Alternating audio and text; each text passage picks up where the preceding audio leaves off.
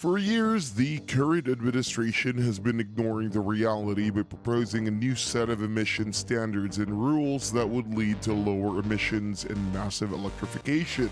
Well, that's not going to happen because the government finally decided to make a revision to the plan and bring up new, looser rules and requirements. The reasons are various, so stay with us to find out what were the 7 factors that affected Biden's decision to cave to the pressure from automakers and car owners to slow down from EVs.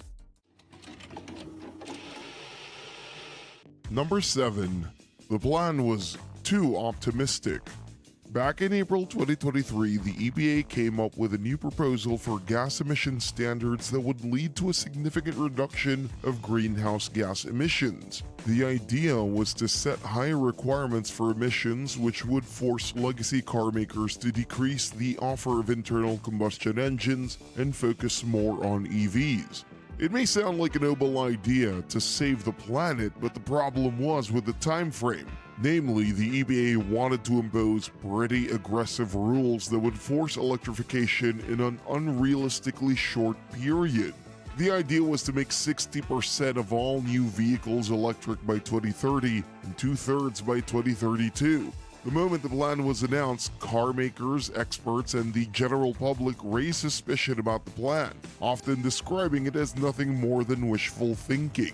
It was pretty obvious from the start that EPA and Biden's administration would have to revise the plan and come up with something more realistic. Eventually, this happened, as the latest report suggests a new watered-down EPA proposal that suggests 50% of new vehicles to be electrified by 2030. Some people may say that even this proposal is too optimistic, considering that EVs currently take less than 8% of the US market, but some experts point out that this number actually refers to all electrified vehicles, meaning that this 50% includes not just electric, but hybrid and plug-in hybrid vehicles as well. And with the recent growth of the popularity of hybrids, such a plan may actually work.